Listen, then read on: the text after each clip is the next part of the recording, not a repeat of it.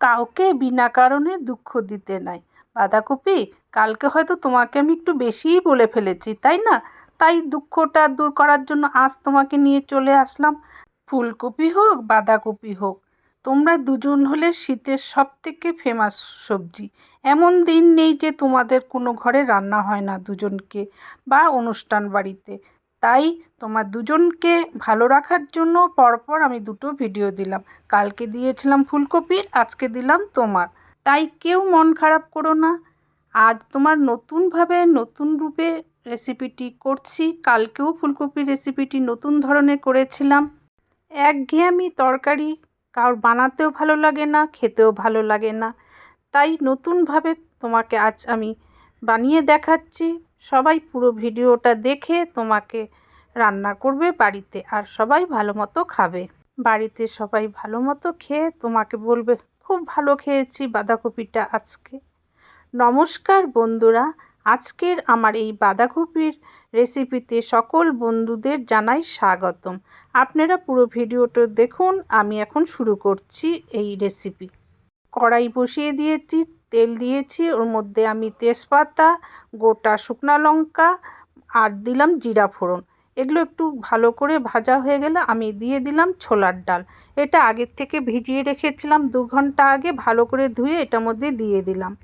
এই ছোলার ডালটাকে খুব ভালো করে ভাজতে হবে, না ভাজলে পরে এটা যখন তরকারিতে দিবেন গলে যাবে এবং তখন খেতে ভালো লাগবে না।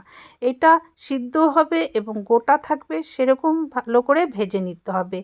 আর যতক্ষণ পারবেন নাড়াতে থাকবেন। যতক্ষণ না নাড়াবেন তাহলে নিচের দিকে লাল লাল হয়ে যাবে এবং উপর দিকে সাদা থাকবে। তাই যতক্ষণ পারবেন ভালো করে এটাকে নাড়াতে থাকবেন। খুব ভালো করে এটাকে আমি একদম পারফেক্ট যেরকম ভাজতে হবে আমি ভেজে নিচ্ছি। যে বন্ধুরা ভিডিওটি দেখা শুরু করেছেন এখনও লাইকটি দেননি, লাইকটা ঝটপট করে দিয়ে নিন। আমার ভাজা হয়ে গেছে। আগে থেকে বাঁধাকপি কেটে রেখেছিলাম, সেটা দিয়ে দিলাম। স্বাদ মতন লবণ, হলুদ আর ছোট আলু দিয়ে দিলাম। এগুলো দিয়ে আবার খুব ভালো করে নাড়াচাড়া করতে হবে। বাঁধাকপি একটু সময় নেয়, তাই একটু ভালো করে নাড়াচাড়া করে নিচ্ছি। আর দিলাম টমেটো কুচি। এগুলো দিয়ে ভালো মতন লবণ হলুদটা যাতে লাগে সেরকম করে এখন আমি বেশি নাড়াচাড়া করব না। আমি 15 মিনিটের জন্য ঢেকে রেখে দিলাম। সিদ্ধ তো হতে হবে। 15 মিনিট পর আমি ঢাকনাটা উঠিয়ে দেখলাম যে খুব সুন্দরভাবে ভালো মতন সিদ্ধ হয়েছে। এখন আমি দিয়ে দিলাম আদা কুচি আর কয়েকটা কাঁচা লঙ্কা। বাঁধাকপি একটু টাইম লাগে এবং ধৈর্য ধরে করতে হয়, কারণ জল জল থাকলে খেতে ভালো লাগে না। আর বাঁধাকপির মধ্যে জল আমি দিইনি, কারণ বাঁধাকপি ধোয়াতে যেটুকুনি জল ছিল সেটুকুনি।